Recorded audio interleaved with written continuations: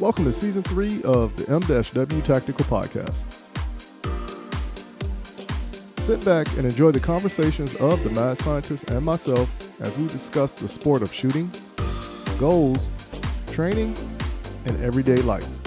You are listening to the M-W Tactical Podcast.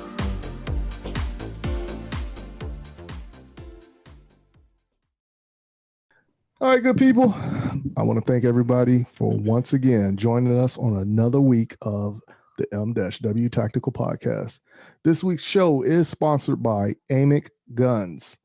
I don't know a tagline for Amick Guns, but if you need gun repairs in the Columbia, South Carolina area, hit up Amick Guns. And from what I've heard and what I've seen and what I have felt, they do good quality work. So please go hit them up, Amick Guns. Do a Google search for Amick Guns and tell them you heard about them from the M-W Tactical Podcast.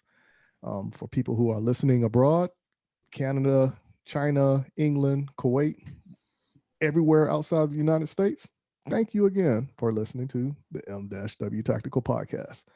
And moving forward, now you know I'm going to say this, what's taking place 30 April through 2 May? The South Carolina sectional that is taking place in Belton, South Carolina. So if you haven't signed up, please go sign up right now so the mad scientist will stop hiding around corners and tackling me. I need to walk to my car in peace. I need him to stop acting like this is a football game. We shoot. We don't play football. You got to be ready. Always got to be ready. Once again, I want to go ahead and give a shout out to Todd Holmes for having 2 birthdays in the past 2 weeks. So, one of the future match directors for the Belton Gun Club. So Todd, happy birthday and happy birthday. Well, we have a GoFundMe campaign going forward. The first one is we're making a professional movie. So please head on over to gofundme.com/we are making a professional movie and donate what you can give so we can go ahead and get that project kicked off, which should be kicking off around about the March timeframe. The other project we have is the free firearms training. So head on over to gofundme.com/free firearms training. And we had somebody today actually donate to that campaign. And we're going to give them a shout out on social media with the thank you that we always do when people donate to the GoFundMe. Yes, thank you guys.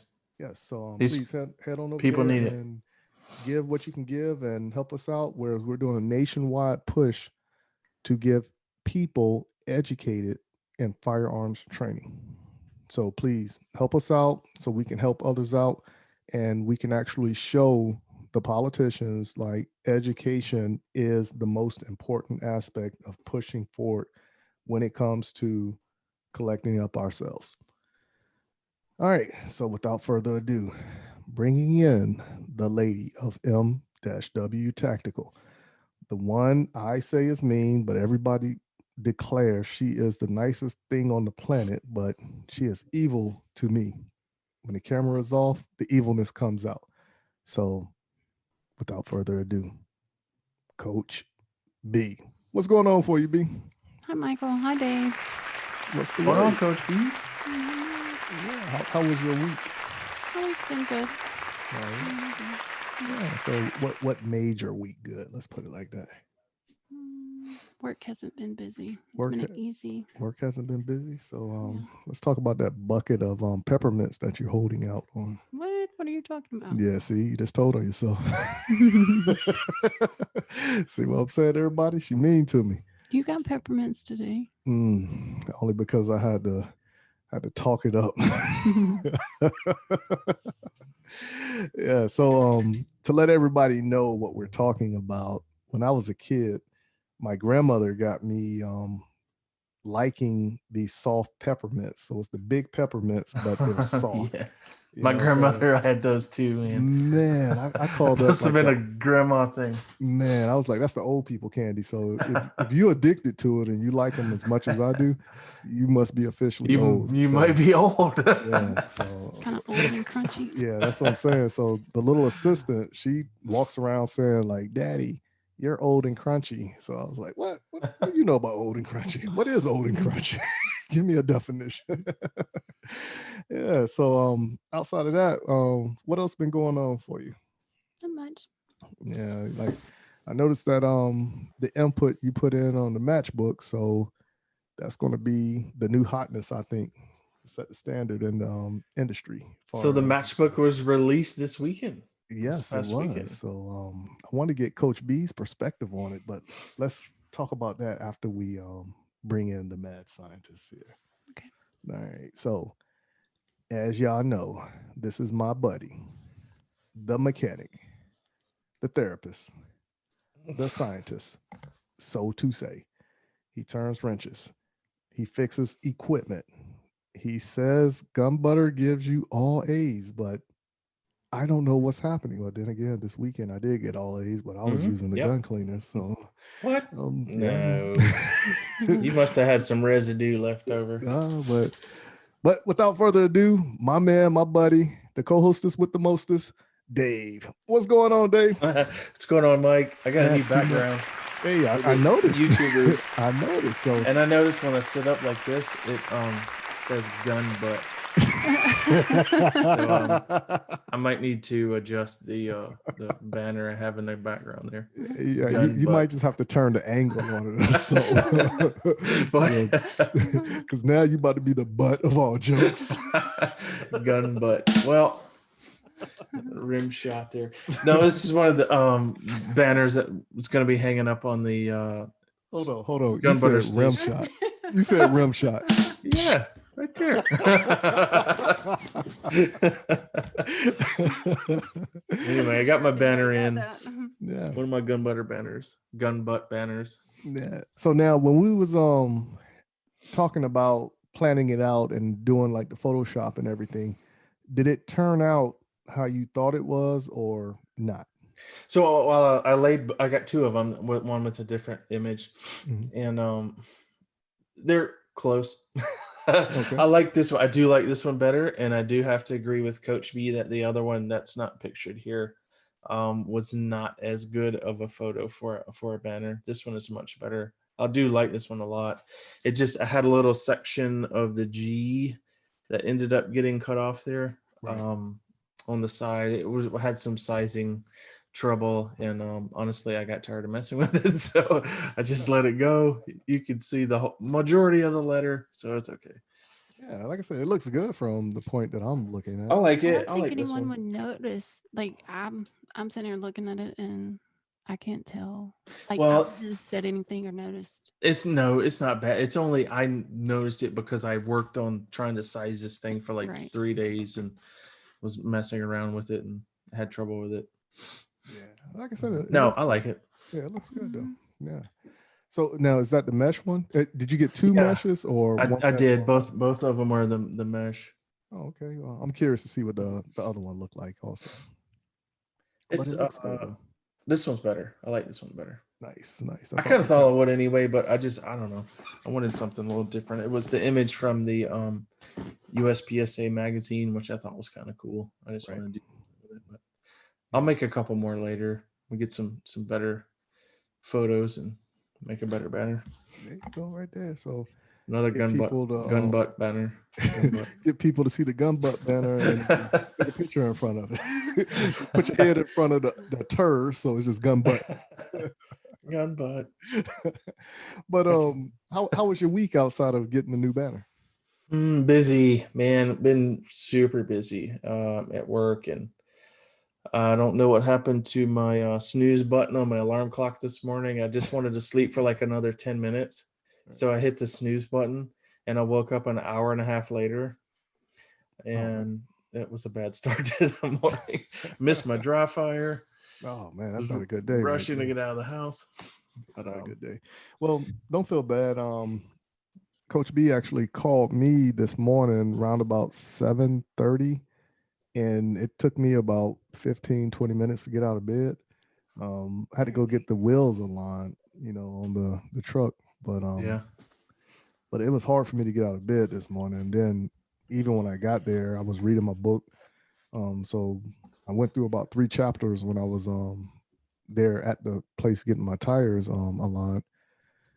then when I got home, I was like, man, I want to go back to sleep. I need to lay down, but I need to finish up some things. So, but overall, but like I said, then again, I was so wrapped up with everything. I only wrote you like one time today, because normally it's like 3 or 4 times, but it was only one time today. I was stressed today, man. The people wouldn't leave me alone. I was getting overwhelmed at work, man. Had a lot of stuff going on. I couldn't get anything done. Yeah, I had days like that. Yeah. But even when I was in the Army, some days, like when I would get like that, I would turn all electronics off. Like I would unplug the phone in my office, turn my cell phone off, and like, yo, if you want me, hey, I'm not turning on the computer. You got to come find me. Thought about locking my door. Yeah. I understand how I go. But the main talking points this week, I think we're going to take it on a political realm, and we're just going to express our personal thoughts, because I really don't like diving into anything political. And I think that's a slippery slope, especially when firearms are involved. And you know how people can take your words and turn them around and everything to that aspect. But I just want to get both of y'all's personal thoughts on what's going on in the political realm. And then during the third portion of the show, the interview portion, we actually got someone from overseas who is from Central Europe, and we're going to talk about what has taken place over in Europe in regards to not having 2A, but how do they deal with the firearm situation that they have compared to what we have going on now. And to kind of give you a heads up, I've always seen people responding online to say, hey, y'all need to fight for your rights. And that's people from Australia and over in Europe. So yeah, I did. Yeah. So many people that we talk to around the world, have lost their rights. Look up to us as a country because we still have these rights, and man, I would hate to lose them. Yeah, that's what I said. And when you lose them, that's when all the BS is going to kick up to a different level. It'd be very interesting to talk to this person and get the perspective. Yeah. So, so we're gonna hit that up at the interview portion of the show, and let's go ahead and dive into a quick commercial break, and come on back and let's talk this politic thoughts or political thoughts or political perspective, whichever way you want to name it. But so let's go ahead and dive into this commercial break, and have everybody turn up the volume on your listening device. If you're in your vehicles, tighten up those seat belts, turn on the AC or heats, depending on the conditions of where you are. And here are a few words from our sponsors. Mental health and guns. At Walk the Talk America, we are working with both the mental health community and the gun industry. Created by a gun industry veteran, Walk the Talk America seeks to raise awareness and create change through suicide prevention and firearm safety without legislation. We strive to eliminate the prejudice that firearms and mental health face.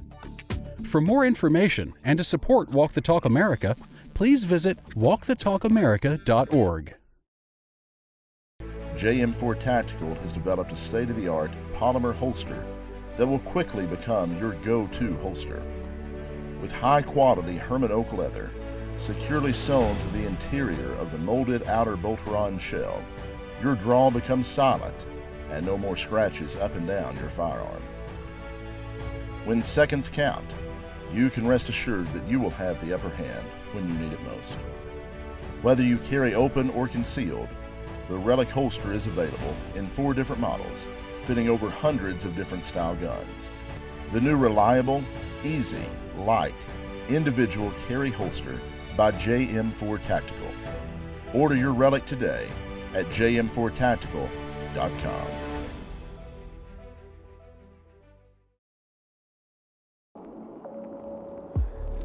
What's up, good people? This is Michael Woodland from M-W Tactical.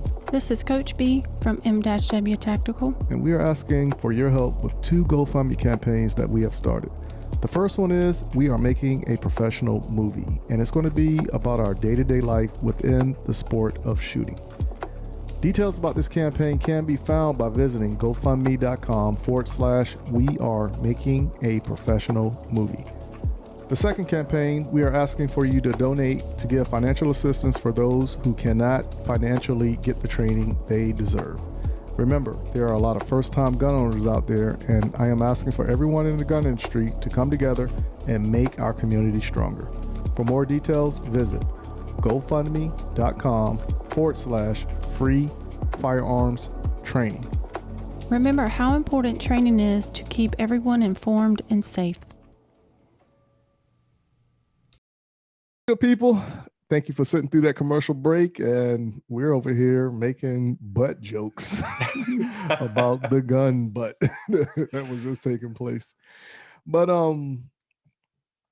as I stated before the commercial break, I do want to go ahead and dive into this mini political talk, and I don't want to go into a tangent and make it an argument, but I don't think it's going to be an argument between us. But you know, like how that can go down that road when you're talking to a group of people Very easily. Yeah. So, but if anybody have any gripes, complaints, groans, moans about what's taking place in the government, please shoot us an email at info@m-wtactical.com or head on over to Facebook, YouTube, or Instagram and put your thoughts in the chats, and then we can start a discussion from there, and then possibly give you a call, bring you onto the show, and let's have that same discussion, see how it works out. But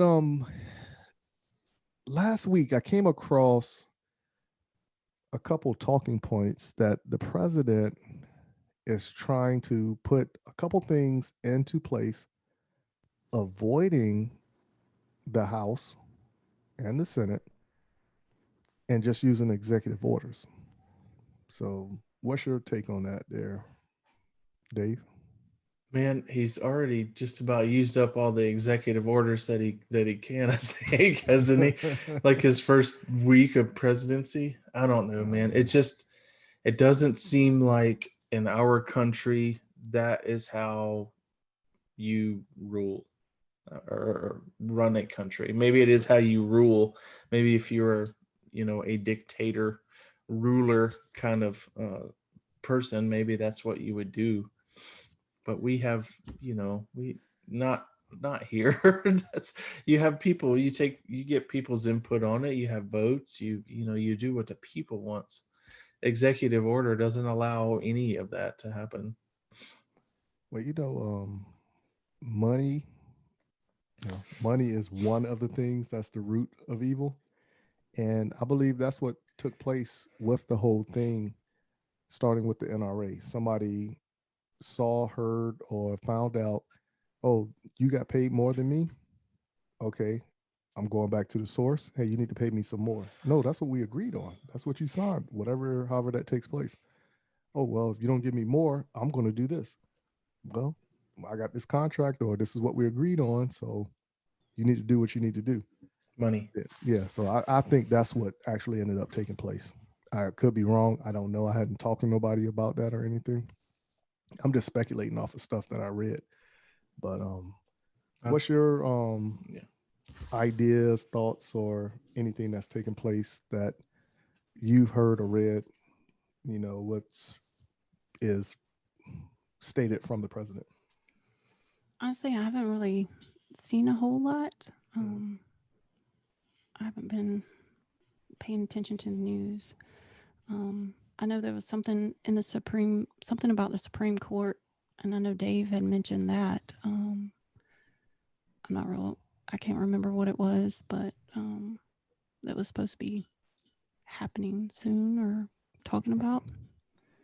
Well, a few things that I read was, as I stated at the beginning of the second segment, that, he's attempting to use more of his executive power to avoid, Congress and the Senate. Another thing that I read was that they're trying to implement something that police can come to your house without a warrant and confiscate your AR-15s. That's the red flag laws. Is that what they're calling it? I'm not certain. When I seen it, I started reading up on it, but it was like I didn't even get into the first paragraph, and then my phone rang. And, you know, my attention span is like my daughter's. I get distracted real easily when something moves, you know.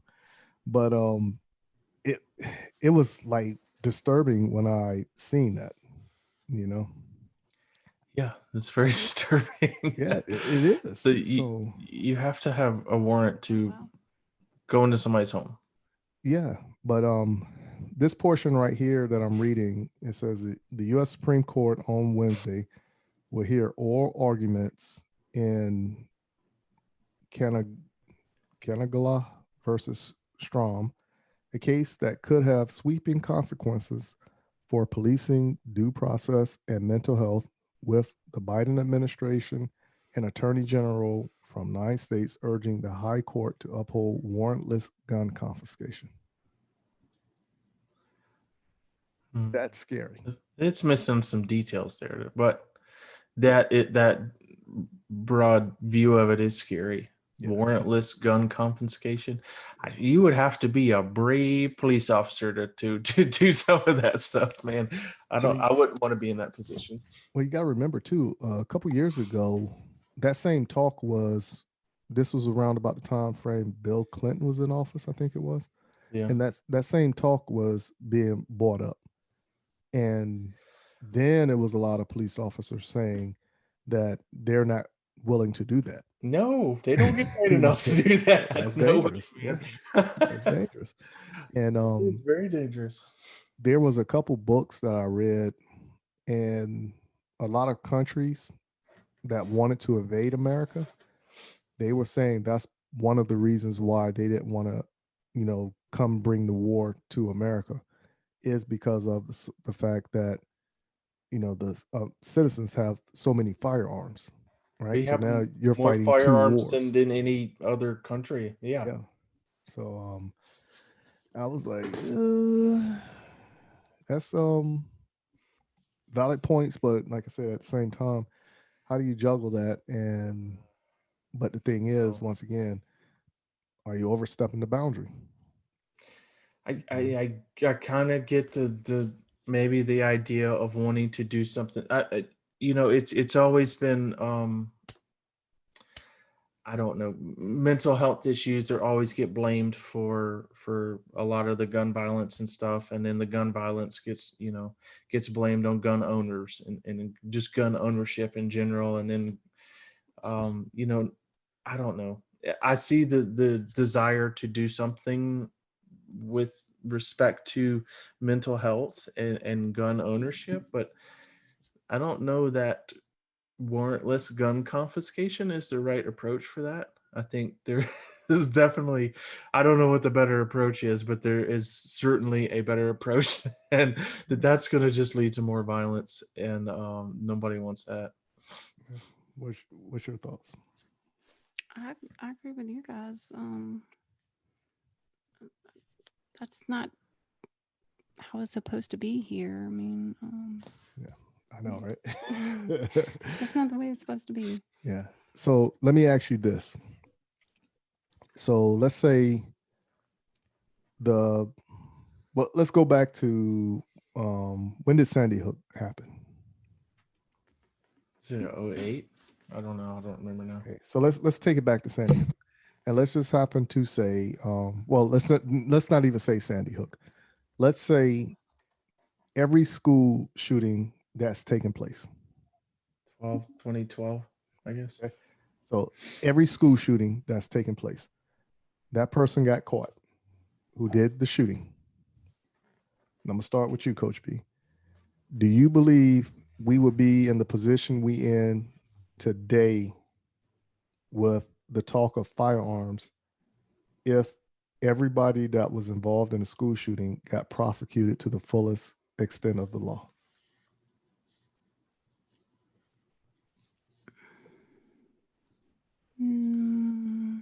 Probably not. Okay. What do you think, Dave? I think there's so much politics involved with stuff like that people I mean, don't get prosecuted like they should. Let's take the politics out of it, but they don't get prosecuted like they should, and it would definitely be a deterrent. Yeah. So the question is, all the people who did the school shooting, if they got prosecuted to the full extent of the law, do you think we would be having the conversation we're having today around firearms? Yeah, I don't think you would see as much of it at all. No, definitely not. Yeah. So why do you? I mean, that's what we have the laws for. So what do you say? Why do you say your answer, Coach B? I say no, we wouldn't have that discussion just because if you just get a slap on the wrist, you're going to do it again, or the next person's going to do it because they feel like they can get away with it. But just like with any crime, whether it's a shooting, a rape, whatever, if a person is prosecuted at the fullest extent and not just given a slap on the wrist, probation, whatever, and at that point, it's going to cut crime down. It will help deter the shootings or the crime. Okay. What about you, Dave? Yeah, I think so. I mean, if you look at it from that perspective, and it's just like basic upbringing. I mean, really, if you can look at it from that point, if you're a kid and you do something that you're not supposed to do, and your mom says, "Oh, stop doing that. Don't do that. That's bad. Don't do that." Really no kind of repercussions there. Or if it's something that's really bad and you shouldn't be doing it, you get a spanking or you get whooped or something, you're probably going to think about it a little more seriously the next time you want to do that thing. Then whether a little slap on the wrist or a smack on the bottom or something like that, it's gonna be different mentally for you, the way that you would consider that act. Okay. So the reason why I brought it up that way was because you got to remember, during the cocaine era back in the 80s, right? You was getting more time for crack versus cocaine. The only difference between the two was baking soda. So you got what, like 10 more years more for Arm & Hammer of the mixture of water, baking soda, and cocaine versus straight cocaine. Right? So now let me ask you this question. The same question, but I'm just going to reword the wording just a little bit. All the school shootings that's taken place and all the shooters, if they would have been people of color, do you think we would have still had the same conversation we're having today around firearms? What do you think, Coach B? Well, that's the whole reason for the difference in time with the cocaine and the crack, is because of the difference in race that was using or selling or whatever. Well, so it's pretty much the same thing. Nope. You got to back it up, because if you understand the history, it was publicized that more people of color was using crack and cocaine, but it was more white people using cocaine and crack. Okay. It was just more publicized that people of color was using it. Well, you know what I'm saying? But yeah, that's interesting. I didn't know that. Mm-hmm. That's interesting. Yeah. And that just because it was publicized that way, the media pushed it that way, then became stricter penalties for it. Yeah. So now, even though it wasn't real. Now you have to look at how the media uses their influence to get their narrative across, right? And how many politicians have the inside scoop with the politicians? I mean, with the media sources. Now your agenda can get pushed a little bit further. You see what I'm saying? So one hand kind of washes the other. Now, think about this, and this still goes on today in the media. Whenever there's a crime, and when they talk about something like, and let's just say it's gun related, right? They put up the person. No, let's not even say that. Let's use the OJ trial. Okay, look at the images they put up of OJ when everything was put up in regards to him in the media. It was always his jail photo. It was never his football photos. It was always where he looked like crap. He just he looked like crap. awful. Up 3 o'clock in the morning. Yeah. Didn't have time to get ready for anything. It was the most horrible picture. And then they edited the picture to shadow it to make it worse. You know what I'm saying? So think about everything that's going on, and when they try to push the agenda, you know, going back to that original question. Now, what's your thoughts on that? If it was people of color that did all the school shootings, will we still have this discussion today? No, because they would have been prosecuted to the fullest. Okay. What's your thoughts, Dave? I don't know, because I see I think I agree with you that if it were people of color, they would probably have been prosecuted more strictly than what has happened. But I always see the media blaming white males for mass shootings. In the most recent one in Colorado, they even blamed the Muslim guy that did that. Initially he was a white male, and it fit their narrative of white males in mass shootings. And I guess maybe that the Muslims, they have determined, fall into the white male category somehow. But I don't know that it doesn't matter to me, but it matters to them apparently. Yeah. So like technically, when you turn around and you look at it, everything has a myth associated with it. You know what I'm saying? Mhm. So and I pointed this out a lot of times, with Coach B when we're out in public. All right. And I'll say something like, did you notice like how they was looking at me, or why were they looking at me like this? So I gave my opinion, but then I was like, well, look out what's around. Am I supposed to, fit in this type of situation? Right. But regardless of whatever situation I'm put in, when I start talking to people, as soon as I say, oh yeah, I did 22 years in the military. Oh, you did? Oh, okay. Conversation changes. Instantly it changes. Right. But now you're not black anymore. It's more like you're in a different category. It's, well, you think like this. You're upstanding. I don't know. You're still black, but yeah, I'm still black. Well, black and American Indian, but I'm still black. You know what I'm saying? I don't understand it. Yeah. So, but if I held that same conversation with people, and I don't say anything about the military, and if I say certain things about my life, taking the military out of it, now you kind of get that, 1 foot in the door, 1 foot out the door. Right. So it's going back to the whole point of the myths that was painted from way back when. Yeah, I guess. Yeah, that's probably what it is. Yeah. So now, which that brings up the next topic of, do you think proposed gun control is racist? I'll start with you this time, Dave. I think it has been for a long time. Like since a lot of the gun control was started, I think the majority of the reasons behind it were racist intentions.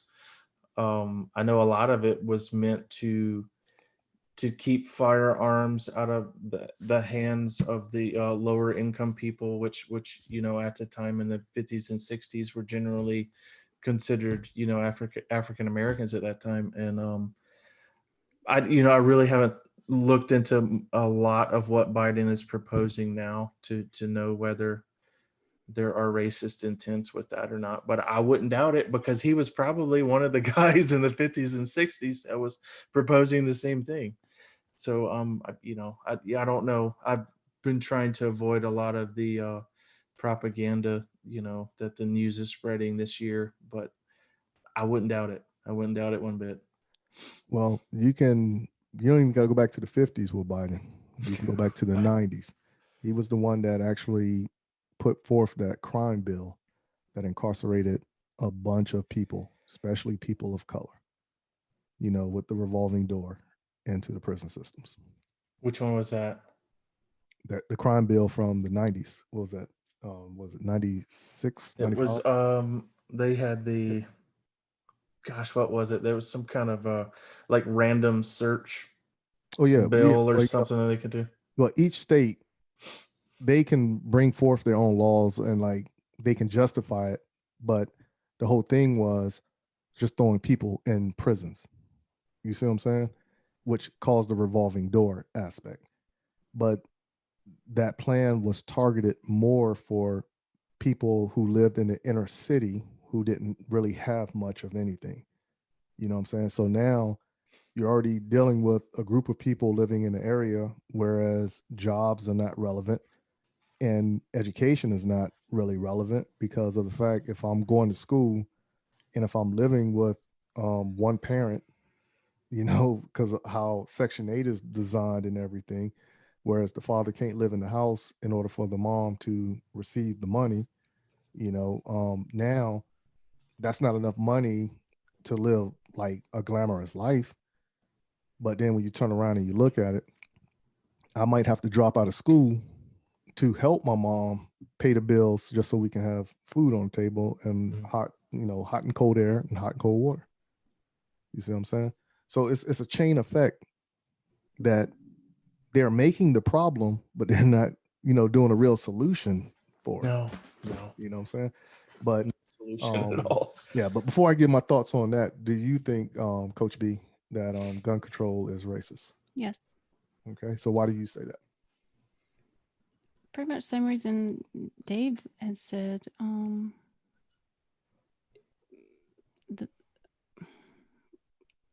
I just believe it is. Yeah, it really is. So one thing about it is, let's take it back to the beginning, right, of this country. So when America was fighting for its freedom, right, the main tool was the firearm. You see what I'm saying? There was a company from over in England that supplied the colonists with firearms so that this, embarkment of gaining your freedom outside of the ruling of a king and queen can be established. Then we whooped their ass with them. Yeah, so then we ended up winning. Well, America ended up winning, right? Yeah. And then when you turn around and you look at it, you go ahead and fast forward to the Civil War, right? Pretty much, the Civil War was over slavery. And that was one. And at the end of it, now what they ended up saying was people of color, you can have a firearm for protection and hunting, because you got to remember back then, that was your way of survival. You couldn't just go to Walmart and buy a pack of meat. Back then, you had to go actually kill the cow or the deer, So, but you can have one firearm, either a handgun, a rifle, or a shotgun. You pick it, whichever one you want. Majority of the time, people was picking the shotgun because they was using that, when they would actually go out slaughter the cow or the pig, and for home defense, in a sense of speaking. Was that the law they made then? You could only have one? Yeah. Yep. As an African American? Yep, that was the law. Now, of course, if you got caught with more than one, ain't no telling what's going to happen to you, because you remember trees back then were pretty big and it was country areas also. Yeah. You know what I'm saying? So the law was said one way, but what was actually taking place with the law was something different. Now, when you look at the fact of now, the right to vote, how did that play a part when firearms came into play? Right?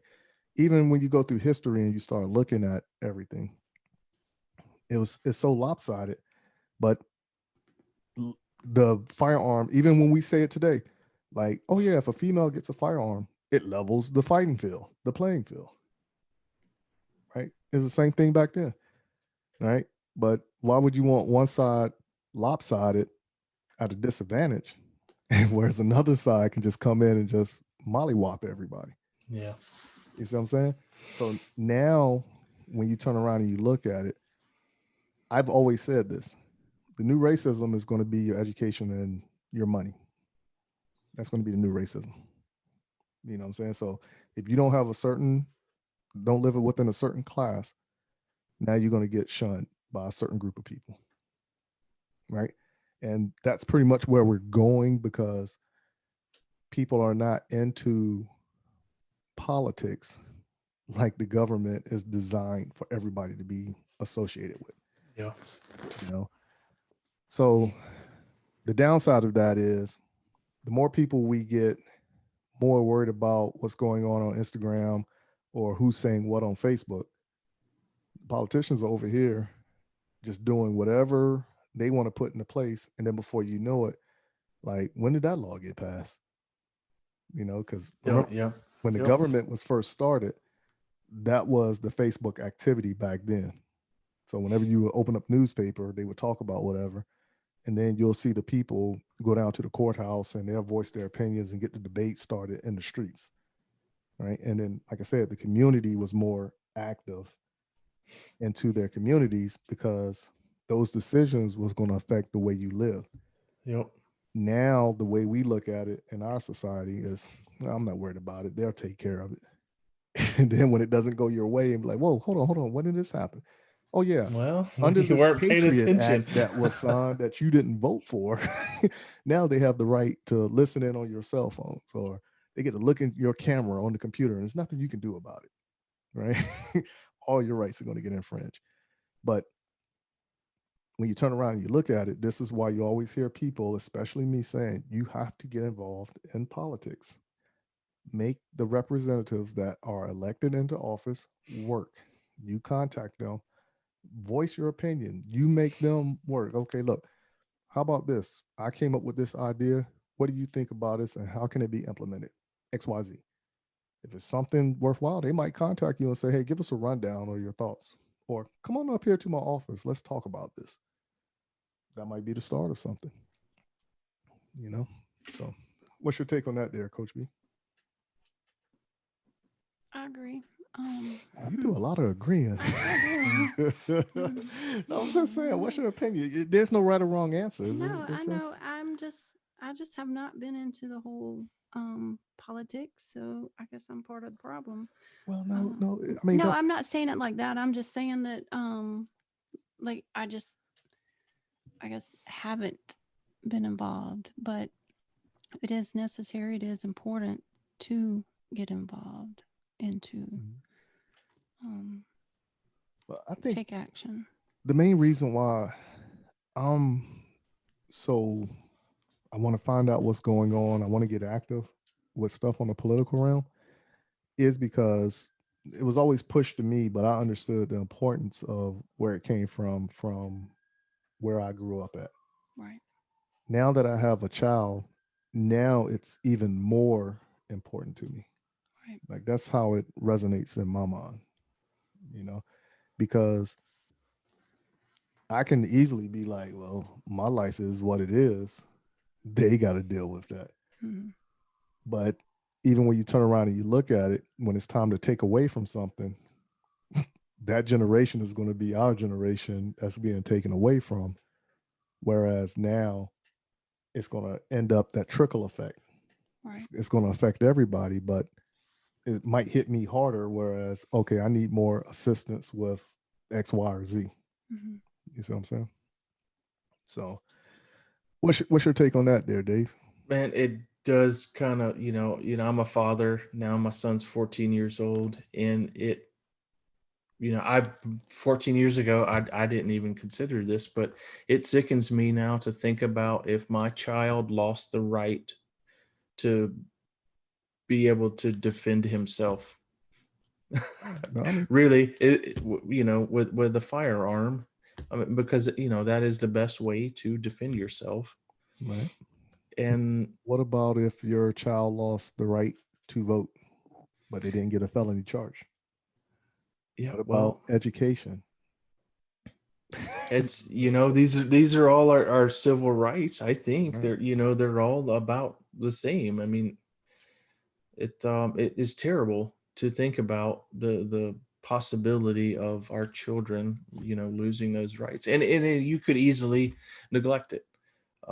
Let it go, just like you were saying. Oh, well, it's fine. I'm fine right now. Don't somebody else will handle that later. Yeah. Which is unfair to the next generation, because technically, when you look at it, the forefathers proposed a system that evolved to what it is today, to have it destroyed by the same people that's running that system today, that's going to evolve to eating it away or making it better for the future. We don't know, because we're not there yet, but I want to see equality across the board. I want to see every American defending themselves. I want to see people, using a firearm to protect themselves, to hunt, and like I said, one block always helps the other block. Right.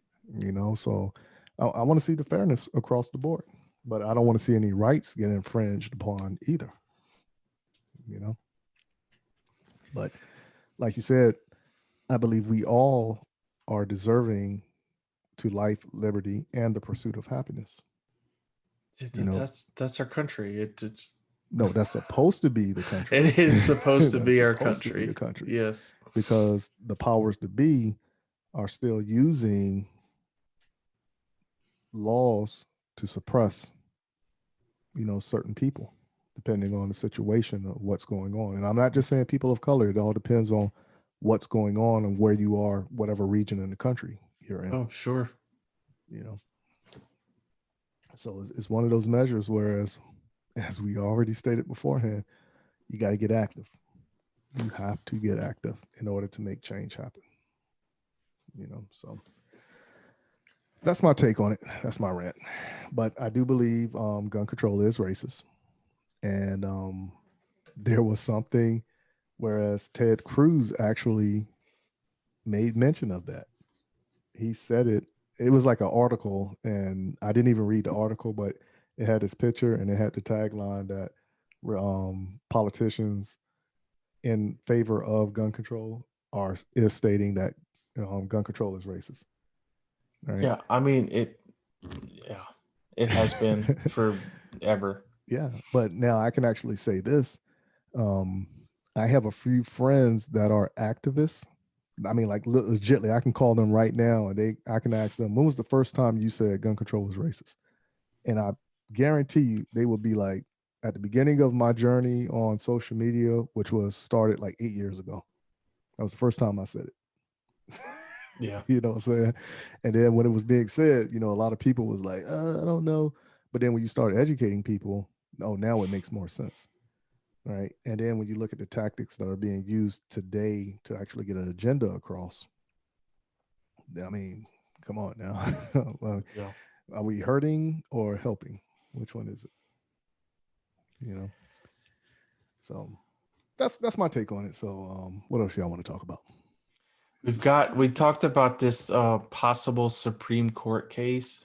Right. That could be a very positive thing. I just heard a little bit about it today. It was it seems like the Supreme Court has been purposely dodging anything to do with the Second Amendment for like 25 years or better. Right. But there is a hold on, let me try to get this right.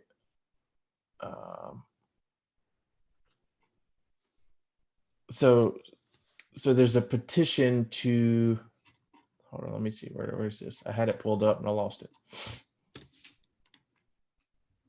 May need to edit this until I find it. No, you're good. I honestly believe that the Supreme Court will purposely not get involved with anything concerning the Second Amendment, because once again, it is that slippery slope. Whereas if you do make a call about it, and let's say it's the wrong call, that is the summary of what the precedents can take place. Because you remember how the lawyers do it. Oh, in the case of such and such versus such and such, this was the determination. Yeah. And this is how we're going to battle this. You know what I'm saying? So that can be a slippery slope. And I think that's the reason why the Supreme Court is not purposely getting involved sure. with No, anything. I'm sure. So what's your take on that there, Coach B? When it comes to the decision of the Supreme Court getting involved in that court decision? So this is more about just being able to carry a firearm. Okay. This is, let's see, then New York in particular has some of the most strict concealed carry licensing laws of the country. Right. And you have to actually be able to, let's see, it says they require residents to show that they have what the state calls an actual and articulable need to possess a firearm. And I don't know how they determine that. And I don't know how anyone really would. Being able to defend yourself seems like an actual reason to own a firearm that everyone is granted when they're born, or old enough to handle a firearm safely or whatever. But well, you got to remember the way you just worded that, it will lead to the point of a series of questions that are not even real. Did you get attacked within the last year or two? No, I don't know how you would even come I'm across saying that. this is how it would go. Did you get attacked in the last year or two? Have you been associated with domestic violence, receiving domestic violence? Are you in a job platform or performance of a job where a firearm could possibly be used? Right. And like I said, a series of questions like that will deter the truth from actually, taking place, which is, I want a firearm to protect myself because I want to be prepared for the unknown. Right. And now if you're limiting me, now if something did happen, well, if he is trained and if he had that firearm, he probably would still be here today. You know what I'm saying? So there's one of the petitioners in the case, Robert Nash. He is I believe he's in New York. He actually, let's see. He requested to carry a handgun for self-defense after a string of robberies in his neighborhood, but he was denied because he did not demonstrate a special need for self-defense. So I don't know, like, I guess his house wasn't actually robbed, but his neighbors' houses were. So does that deny him the right to be able to defend himself? So. Exactly. So you also got to remember this too. Also, Martin Luther King, he was denied his CWP, also concealed weapons permit. And you got to remember, he was a resident of Atlanta, right? During the civil rights movement, he applied a couple times to get a concealed weapons permit because of the threats that were coming to him. Oh, sure. He was getting all kind of threats. Yeah. And he would be the perfect candidate for a concealed weapons permit. It seems like to me. But they said no. They denied him from it. So, like I said, a little bit of history. Look it up and come up with your own opinions and talk about it. Bring up the discussion points. Educate people, and let's see where it goes from there. So it's one of those points right there. But I want to go ahead and dive into this commercial break, and when we come back, we're going to have a special guest from overseas who is a citizen of Central Europe and get his take on what's taking place in the world, especially what has happened in his lifespan when they lost firearms, the rights to own firearms over in Europe, and what procedures they got to go through in association with firearms today. Yeah, this is going to be interesting. Yeah. So, please, everybody, please go follow us on Facebook, YouTube, and Instagram. On Facebook, please go follow M-W Tactical, CSRA Shooters, On YouTube, go look up M-W Tactical.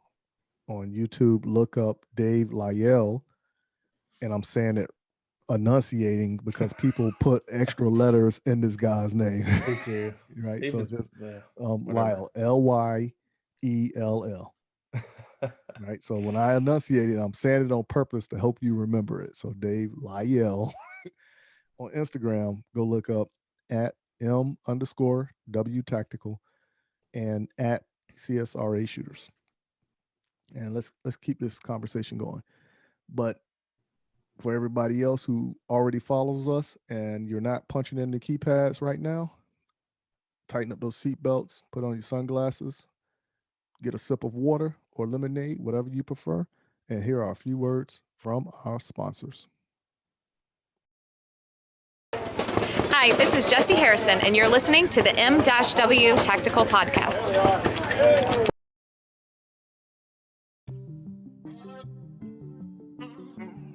What's up, good people? Thank you for taking the time and listening to the M-W Tactical Podcast.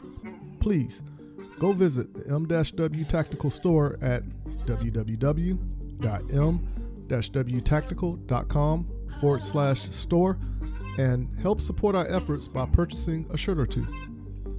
If you haven't done so, go follow us on Instagram and Facebook by searching for M-W Tactical.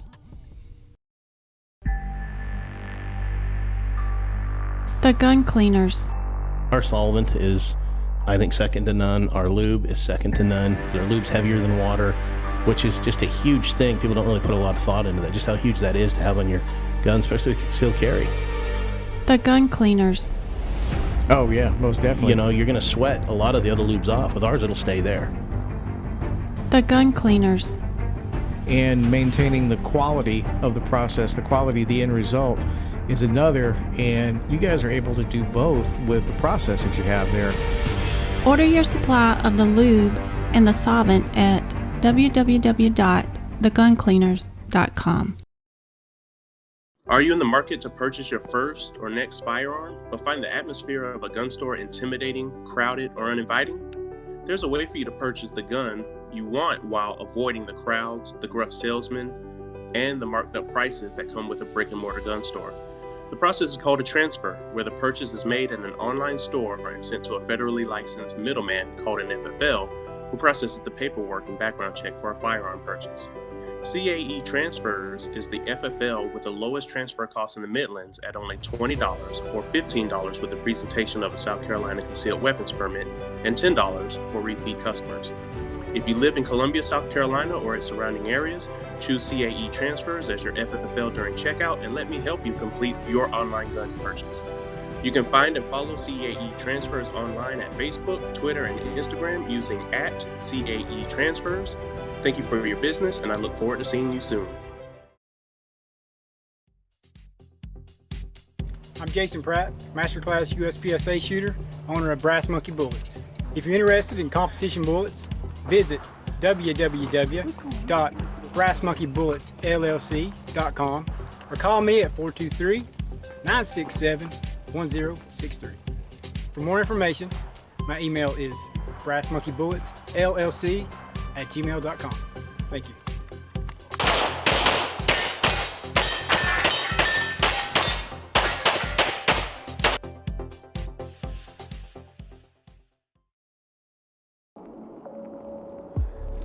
What's up, good people? This is Michael Woodland from M-W Tactical. This is Coach B from M-W Tactical. And we are asking for your help with 2 Gofundme campaigns that we have started. The first one is we are making a professional movie, and it's going to be about our day-to-day life within the sport of shooting.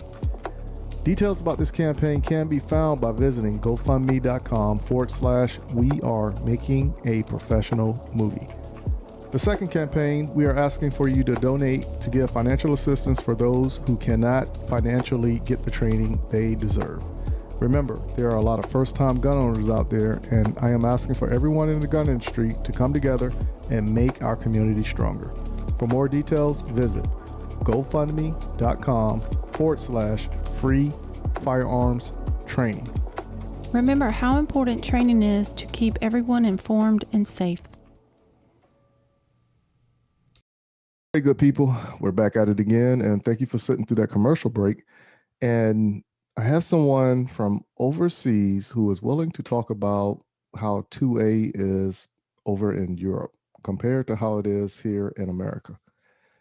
So I want to bring in Henrik from Central Europe and have this discussion with him so we can actually do a comparison of what's going on and how do they feel and how do they look at what's going on in America compared to what they have already in place over in a different country. So how's it going for you, Hendrik? How's your day going? Hi, thank you for having me on. It's fine. I just got back from the shooting range. Nice, nice. That's always a good day, right? Yeah, that's always a good day when you're coming back from throwing lead down range. Yeah, we had a little shooting competition. I managed to win it. Brought my nice. USP Tactical to the range and had a little handgun shooting competition. Okay. Now going into the conversation, can you go ahead and give us a little background about yourself as far as your history with firearms up till now? Yeah, sure. I'm 43 years old. I live in Stockholm, Sweden, and I started hunting.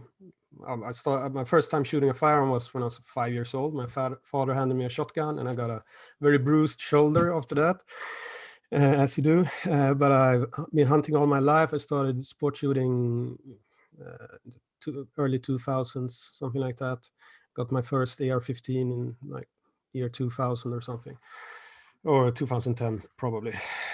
Something like that. And since then, I've accumulated a lot of firearms. It's fun. Oh, nice. All right. So now you do partake in competition shooting as well. Yes. Yes, I do. How, like for us, we have IDPA, 3-gun, USPSA, a couple outlaw matches, and then we have like long range precision series that take place. Yeah. How is the competition realm over where you are?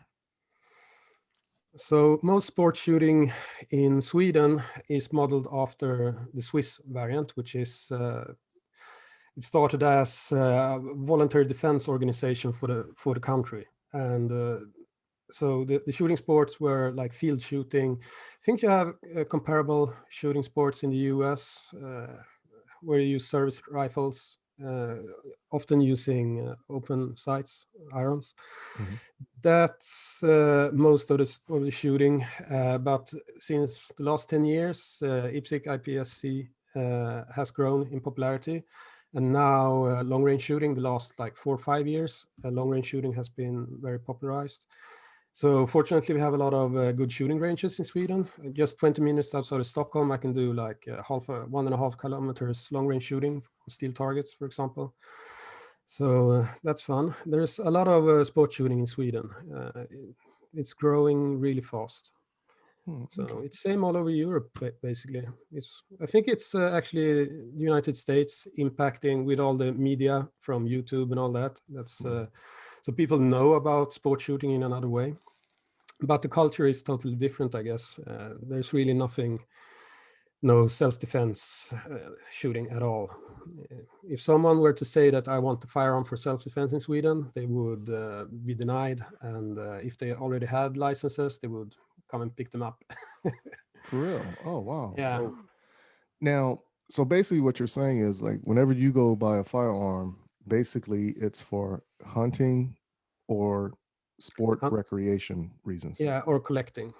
So in Sweden, at least, we have 3 different rules set for how you acquire a firearm. For hunting, it's basically fashion FUD rules. It has to look like a traditional hunting rifle, can only have like 5 rounds in the magazine, for example, depending on which wildlife you hunt. So it's very strict. You can't really get an AR for hunting in Sweden. It's different in other countries, but for Sweden, that's the way it works. In Finland, for example, you can use an AR for hunting in a roundabout way. And for sport shooting, you can basically get whatever, but it depends on what the specific shooting form uses. So for IPSC, for example, you can use AR-15s.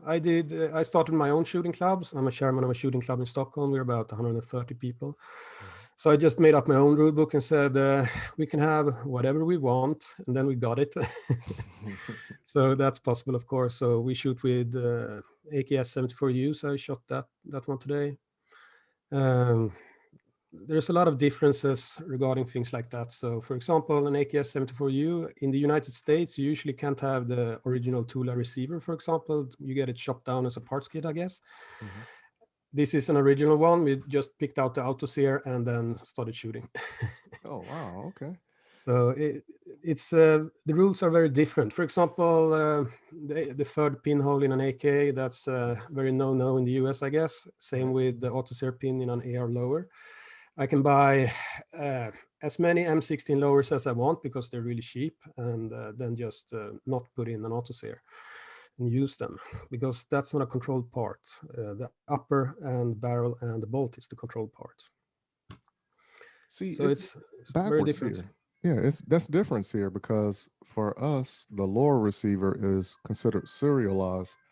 And if we do any type of like sell transaction, that's how it has to go through an FFL, federal firearms license, dealer here in America. Yeah. But you can order the upper receiver, the bolts, the springs, the firing pin, and that can just come through regular mail. But the lower receiver has to go through the mail system, but to an FFL, and like write it all down in a book, far as, hey, this is what you bought, this is where it came from, like a tracking system in a sense. So I can get a license to purchase an upper, for example. And then they can send it to me with mail after I have the paperwork done with the police. But the lower, they can just send to me without any paperwork. So, yeah, it's kind of but weird. regarding self-defense, Sweden is a bit particular with that. It's basically illegal to prepare for self-defense. Yeah, For example, have a knife or something. Yeah, why is that? That's a very good question. We have actually a really good law that says you can use whatever violence that's needed to stop the crime being perpetrated against your person. So if someone attacks you with a knife, you're allowed to use lethal force, but you're not allowed to prepare to use lethal force beforehand. So you can't carry like some kind of karambit knife or whatever defensive knife. And you're not allowed pepper spray, you're not allowed, especially not firearms. So, but that's there's differences around Europe with this, because the Czech Republic, for example, there you can have concealed carry handguns. And I remember visiting Bulgaria and Sofia, and went into a gun store, and they had every firearm you can imagine except Russians, because they hate Russian since the occupation, I guess. So anyway, Bulgaria is not a large country. I think they have like 6-7 million inhabitants, something like that. Mm-hmm. But they do have 100,000 people with concealed carry licenses.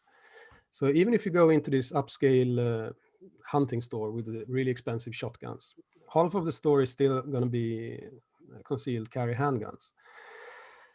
Estonia has the same rules. So there's different countries with different rules in Europe. Yeah. So I mean, I can relate to that portion of the different rules in different countries, because that's almost like the states here. So 1 hour drive for me, I'm in Georgia. 6 hour drive, I'm in Virginia. And when you turn around and you look at it, there's different laws there, but I can still go to Virginia and buy a firearm, but I have to have it sent through the FFL to my home state where I can pick it up. Yeah. If I take a flight 1 hour, I'm in Minsk in Belarus. And they're going to send me to a concentration camp just for being drunk in public. It's very different in Europe. We still have a Stalin-esque dictatorships just an hour's flight from where I live. Many people don't realize how different countries are in Europe. It's not like the United States, where you at least have the same language. Right. Most people don't know that at the border between Ukraine and Moldavia, you have a totally illegal gangster state run by a mafia that's called Transnistria. There's so many things in Europe people don't really know about. So, and all the gun laws are very different.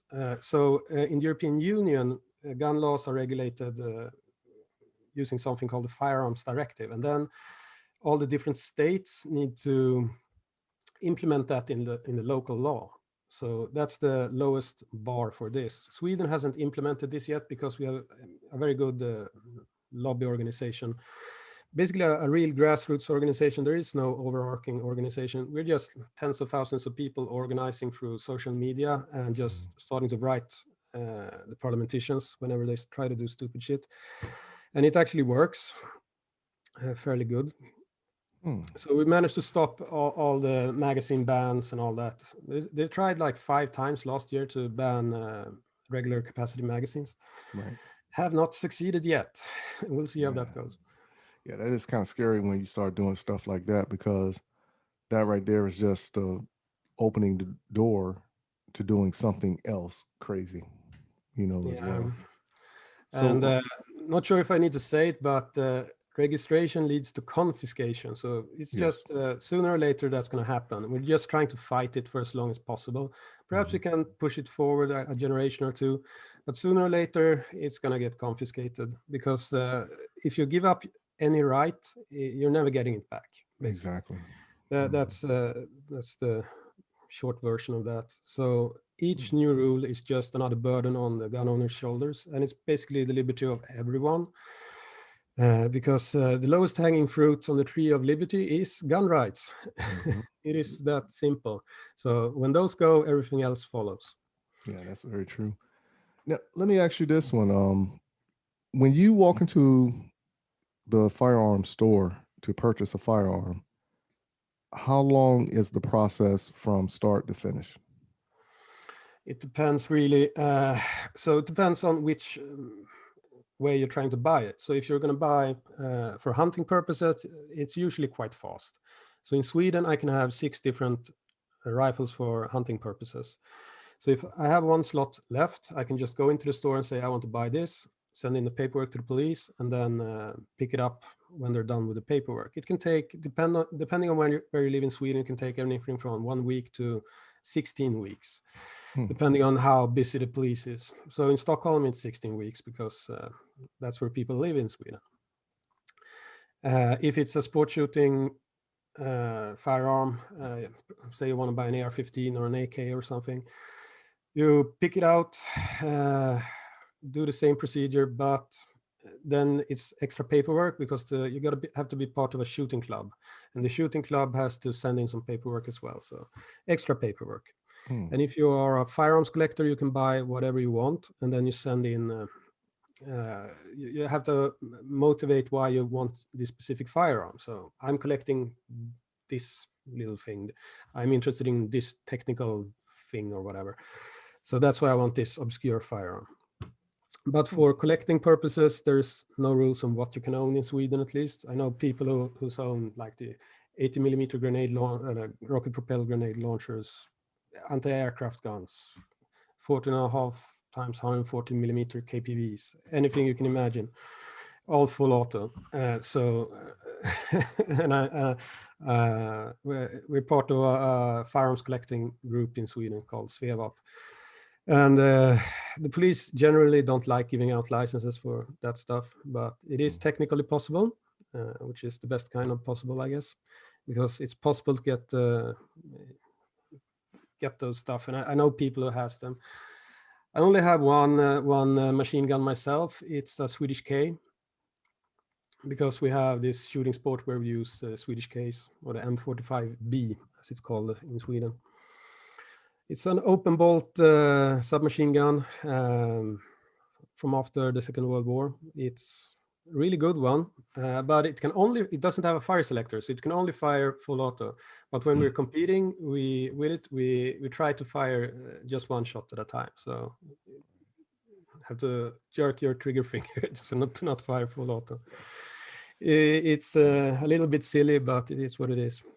Man, that sounds crazy to me. So now what if you claim to be the collector, but yet you go out and do competition shooting?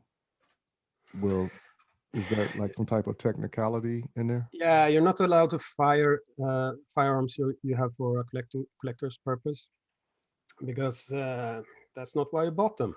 Right. So, but you can fire them. So, for example, I collect bolt action rifles from the Second World War. So I wanted to try them out and see if they actually worked, since I haven't fired them. So I applied for a license to fire those firearms I already own. just because I wanted to put it on film and put it online, basically. It wasn't any big hassle. They just approved it immediately, and then I went and fired them. Oh, okay. Now, what about suppressors? Is there a different category, or do y'all look at suppressors as an accessory to the firearm? Yeah, suppressors.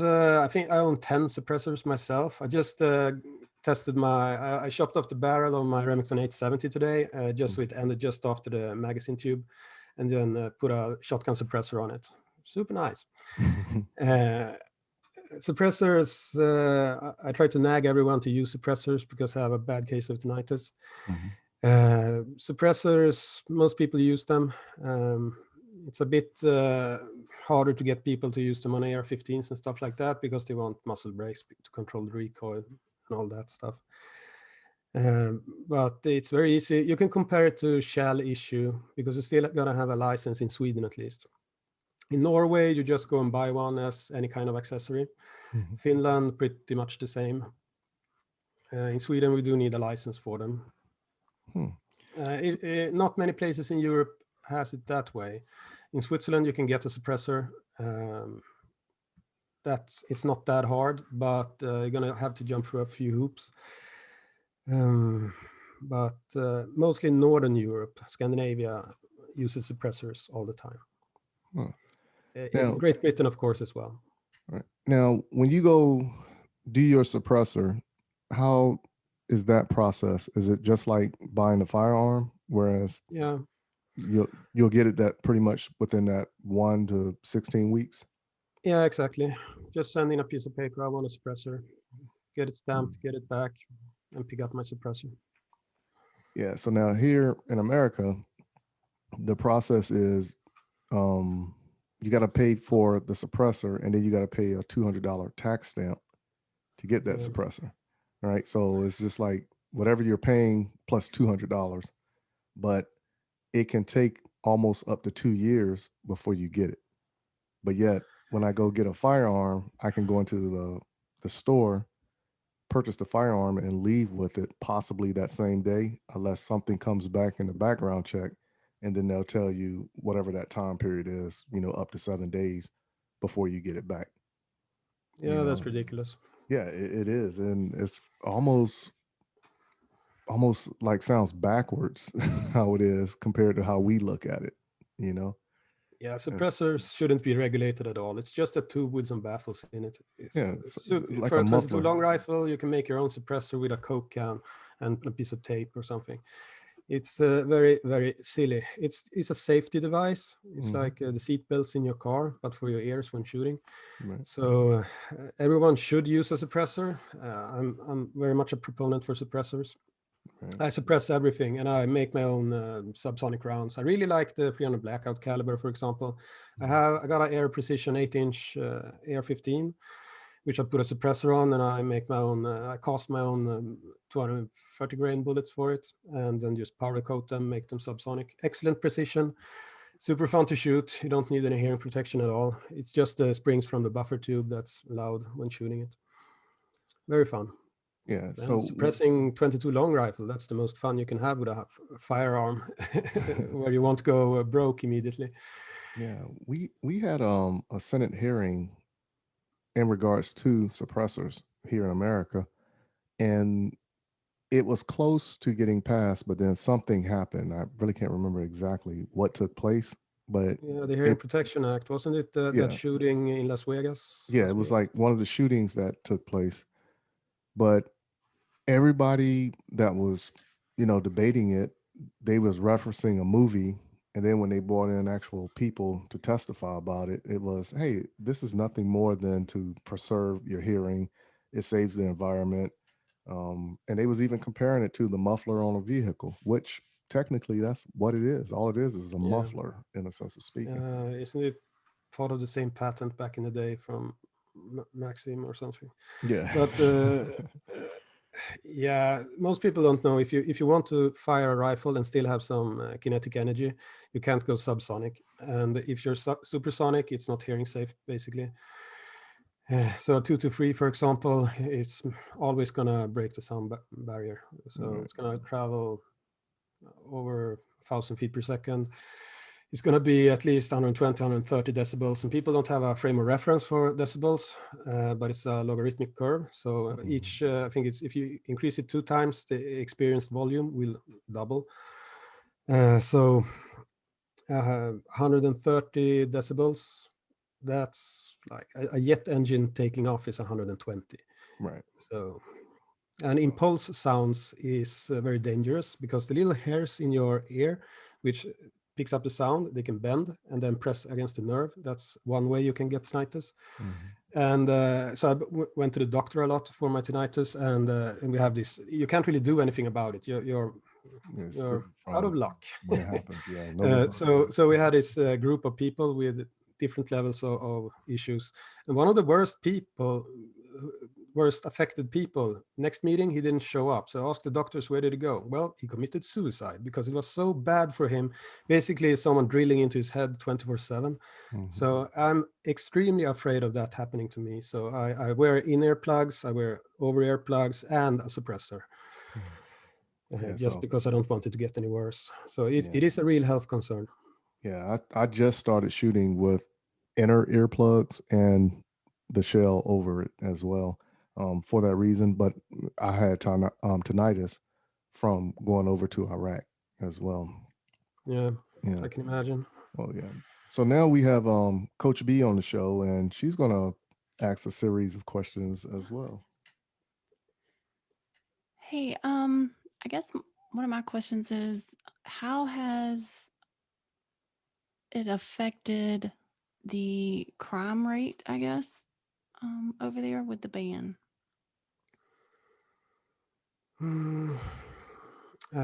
Which ban do you refer to? As far as, like, I know it's different, for you in Sweden, because you said that, you guys can purchase firearms, but other places, it's illegal, I guess, to purchase firearms. I can explain how the criminality how it works in Sweden, because we have a lot of crime in Sweden. Not many people know about the rate of crime in Sweden. I think we had almost 2,000 shootings in the last couple of years where hundreds of people are killed. We have about 150 bombings each year, where they bomb apartment buildings, restaurants, stuff like that. So it's mainly different clans criminal clans from Africa and the Middle East who comes to Sweden and basically go to war against each other for the drug market. That's what's happening. So they know where they live, so they bomb their buildings where they live, but they blow out all the windows and all the doors from everyone else there as well. A lot of burned down cars, stuff like that happening, burglaries, rapes, everything. So how does gun ownership affect that? Not at all, because they never have any guns that's ever been owned legally in Sweden. That's not what they use. They get full auto machine guns from former Yugoslavia. That's basically where they get them. Also, a small amount are made by themselves. In Eastern Europe, it's very common to use what they call traumatic guns. So they fire these rubber pellets, but they drill them up and fire live rounds through them as well. They last for like a magazine, but that's enough to kill someone. And it has like 0 accuracy, but it's a smooth bore. But they still use them to great effect to harass and terrorize people. So yeah, we have a lot of problems in Sweden, but legal gun ownership doesn't affect that at all. The Swedish police has a theory called the läckage-teorin. It's they try to say that legal guns leak to illegal people or the criminals. That's never happened. There's a good amount of statistics on this, and the research been done. And usually when they steal a gun safe, because we're got to have gun safes in Sweden, they're fairly good. They manage to get them open someplace in a forest or whatever. They leave the guns because people keep the valuables in there as well. Steal the valuables, leave the guns. They already have guns. They don't need our semi-auto or bolt-action hunting rifles or whatever they find. They already have full auto machine guns, usually Zastavas from Yugoslavia. The VZ61 Scorpions are very popular as well because they're easily concealable and then you can just mag dump them. So that's what they usually use in Sweden. Okay. There is zero effect. If they banned every legal gun today and confiscated them all, it would have zero impact on the criminals. And this we already know. So y'all have to have a safe. It's like your firearms you own is in your home right now. Yes. But by law, you have to have a safe. Yes. Wow. Okay. So how do they regulate if you have a safe or not? I have to send, when I buy my first firearm, I have to send in a picture of the receipt and the safe and all that. And they can come and control how you store your firearms as well. And if it's not properly stored, they can just pick them up and you'll never see them again.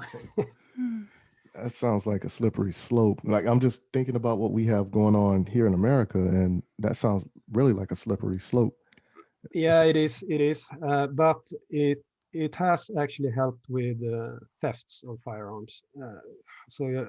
But it's also a higher level, more hoops to jump through to actually own firearms. So, for example, in the United States, where someone can't not afford a fancy handgun, well, they certainly want to be able to afford a fancy safe. So it's basically a way to get poor people to not own firearms. Correct. And that's what part of the argument is right there. What we are arguing here in America right now. Well, it's true. It's true. But yeah. And also if they can force you to and control that you own a safe, then they know that you own firearms. And that's another way to register you as a firearms owner. Right. Yeah, it's like all kind of tricks that they're going to implement in there to say, hey, we know what you're doing. Right. It's crazy. Yeah, they want more and more control over every single detail of your life. Right, correct. You have any more questions there, Coach? I don't think so. Yeah, I'm like, it's fascinating because when you turn around and you look at it, somebody wrote me from Australia and stated, hey, y'all need to really fight for your rights because, you know, they did the same thing here and we have a higher crime rate, you know, and that's part of the argument, you know, on the political side. You get rid of the firearms, crime is going to shoot up because the criminals are not following the law. Yeah, you have to remember that in the United States, you're allowed to defend yourself with firearms. We are not allowed to defend yourself with firearms. So now in COVID times with herd immunity, I like the comparison here because people with concealed carry is like vaccinating against crime. The more you have in a society, the less the crime will be because the bad guys know that the next victim could shoot me in the face if I'm not right. True. Yeah. So we do not have that in Sweden. We're totally open to this disease called criminal assholes, basically. So they know we're all victims in Sweden. They can do whatever they want, and we have these horrific crimes now. We call them humiliation crimes. Not sure if you really want to know this, but it's criminals humiliating their victims because they you can't even imagine what they do. They take the weakest in society, elderly, young boys, they torture them, rape them, everything. And just 500 meters from where I live, I think they were like 14-year-old boys were tortured, raped an entire night, and then they had to dig their own graves. They pissed on them. They set them on fire. It's shit like that makes me want to have concealed carry in Sweden. Yeah, exactly. So this has been accelerating the last years in Sweden, and it's just getting worse and worse.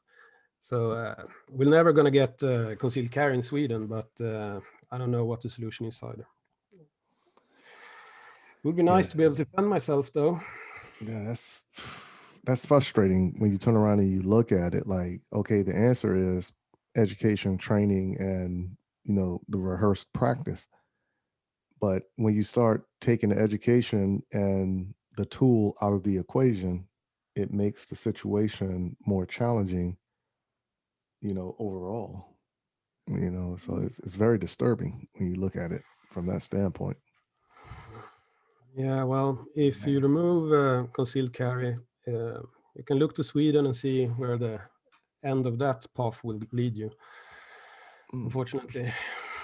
Now, you said also that y'all have a law in relation to knives also. So I know like London, they have a knife ban, but Yeah. how is that over in Sweden as well? Yeah, in Sweden we have something called knivlagen, knife law, basically. Mhm. And it's all encompassing. It's anything that you can use for self-defense. It's a screwdriver. It's anything. So if you only have a screwdriver on you, you're a carpenter or something, and you're attacked and you defend yourself with a screwdriver, you can probably get a worse sentence than the one who attacked you. So you're allowed to carry a pocket knife, but it's not defined what a pocket knife is. So it's not like it has to be this long edge or whatever. So a lot of our laws in Sweden are what we call rubber band laws. They're meant to be vague, so the court and the police and prosecutors can interpret them any way they want.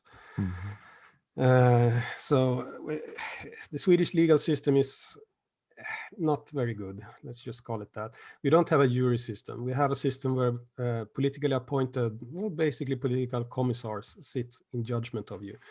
So that leads to very interesting things. In the municipality where I live, someone got into, I don't remember the exact case, but it was a family disturbance issue.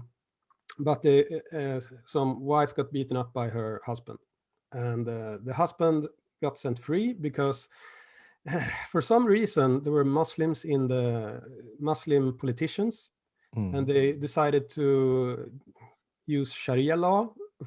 And since the man came from a better family, he was obviously not guilty.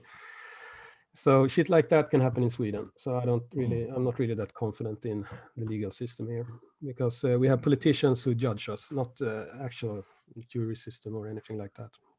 Oh, that's craziness right there. All right, so you actually have a social media presence on Facebook, Instagram. You care to share that with the good people? Yeah, sure. Hagge Bänke. Let's see here, I can spell it out for you. HAGGE BANKE. So I'm on YouTube and Instagram. I make some YouTube videos from a Swedish perspective, our shooting sports. And each Friday I have a couple of beers with my viewers and discuss all the news in Sweden regarding gun laws and hunting and stuff like that. Okay, so there you go. So head on over to Instagram and YouTube and look up Hanky Banky and check out their perspective of what's taking place over in Sweden, over in the Europe side of things. So we want to thank you for coming on to the M-W Tactical Podcast and sharing what's taking place over on your side of the world compared to what's taking place on our side of the world. And it's disturbing all around. It's very disturbing all around. So, but once again, thank you for coming on to the show. And if anything big happen, we'll bring you back on so we can actually have that discussion of what's going on the next time around. Yeah, thank you for letting me be here. Hey, no problem. Anytime. So please, everybody, stay in your seats. And here are a few words from our sponsors. Are you in the market to purchase your first or next firearm, but find the atmosphere of a gun store intimidating, crowded, or uninviting? There's a way for you to purchase the gun you want while avoiding the crowds, the gruff salesmen, and the marked up prices that come with a brick and mortar gun store. The process is called a transfer, where the purchase is made in an online store and sent to a federally licensed middleman called an FFL, who processes the paperwork and background check for a firearm purchase. CAE Transfers is the FFL with the lowest transfer cost in the Midlands at only $20 or $15 with the presentation of a South Carolina concealed weapons permit and $10 for repeat customers. If you live in Columbia, South Carolina or its surrounding areas, choose CAE Transfers as your FFL during checkout and let me help you complete your online gun purchase. You can find and follow CAE Transfers online at Facebook, Twitter, and Instagram using @CAE Transfers. Thank you for your business, and I look forward to seeing you soon. Hey, this is Brian Conley at Hunters HD Gold. If you've never tried Hunters HD Gold, then I challenge you to find me at a match next year. Go to the website under scheduled events, find out where I'm going to be. Come meet me in person and demo a pair for yourself. Find out why shooters across the United States are changing to Hunters HD Gold to get 43% more light to their eyes, better contrast, eyes that are not fatigued at the end of the day based on the colors that we use, and find out the real meaning of why they change so you don't have to. So check us out on our website, huntershdgold.com, and I look forward to seeing you at the range soon. Mental health and guns. At Walk the Talk America, we are working with both the mental health community and the gun industry. Created by a gun industry veteran, Walk the Talk America seeks to raise awareness and create change through suicide prevention and firearm safety without legislation. We strive to eliminate the prejudice that firearms and mental health face.